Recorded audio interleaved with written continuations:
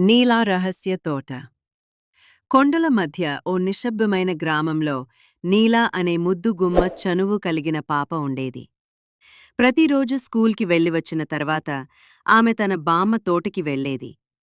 ఆ తోట సాధారణమైనదేమీ కాదు.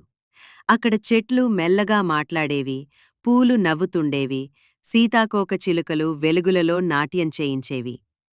ఒక రాత్రి తడిగా మోస్తున్న వానలో నీలా జాజిపూల కుప్పల వెనకాల ఓ రహస్య రాయి బాటను కనిపెట్టింది.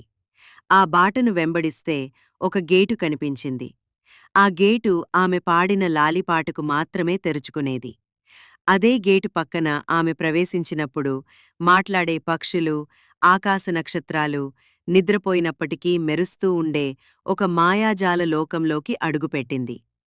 ఆ లోకంలో ఆమె చిర్పీ అనే ఓ చిన్న పిట్టను కలిసింది. అది తన గూడు కోల్పోయింది. నీలా ధైర్యంతో, దయతో చిర్పీని తిరిగి చందమామ చెట్టు వద్ద ఉన్న గూడు వద్దకు చేర్చాలనే శపథం చేసింది.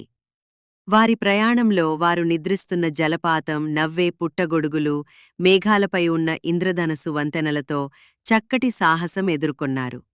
చిరునవ్వుతో గూడు వద్దకు వచ్చిన చిర్పీ కృతజ్ఞతగా నీలాకు ఒక వెలిగే ఈకను ఇచ్చింది. అది చీకటి లోకాన్ని వెలుగులోకి మార్చగల శక్తి కలిగిన